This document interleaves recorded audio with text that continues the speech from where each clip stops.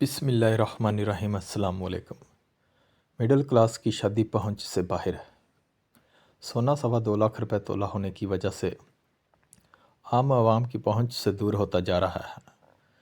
اس سے بیوقوف مڈل کلاسیوں کی شادیاں بھی پہنچ سے دور ہو رہی ہیں، جنہوں نے گولڈ جولری کا دکھاوا ضرور کرنا ہوتا ہے، اور زیادہ تر وہ گولڈ بعد میں سالہ سال سنبھال کر رکھ لیا جاتا ہے اور فنکشنز پر بھی پہنا نہیں جاتا۔ مڈل کلاس یا لوور مڈل کلاس کے لوگ اتنے بیوقوف ہوتے ہیں کہ لڑکا پوری عمر موٹر سائیکل چلاتا ہے، لیکن بارات والے دن کئی عدد نئی کاریں کرائے پر لے کر دلہن کے گھر پہنچ جاتا ہے، اور شادی سے اگلے دن پھر وہ دلہا اور دلہن موٹر سائیکل پر رولتے ہوئے پائے جاتے ہیں۔ شادی پر دونوں گھر اتنی تو فضول خرچی کر ہی لیتے ہیں کہ اگر بچت کی جائے تو چھوٹی موٹی گاڑی آسانی سے آ سکتی ہے۔ جہیز میں لڑکی کو درجنوں بستر، کمبل، رضائیاں، تکیے دیے جاتے ہیں، جو کسی پیٹی یا الماری میں 10-20 سال بھی بند رہتے ہیں۔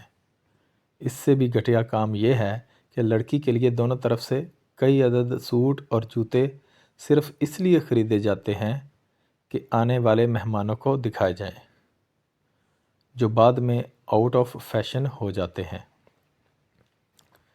یہ بیوقوف لوگ پوری عمر دال روٹی کھاتے ہیں، 1-1 روپے کی بچت کرتے ہیں، لیکن شادی پر صرف دکھاوے کے لیے بریانی، مٹن، بیف اور پتہ نہیں کیا کیا انتظام کیا جاتا ہے، اور وہ بھی ایک بار نہیں بلکہ مہندی، بارات، ولیمہ کے لیے۔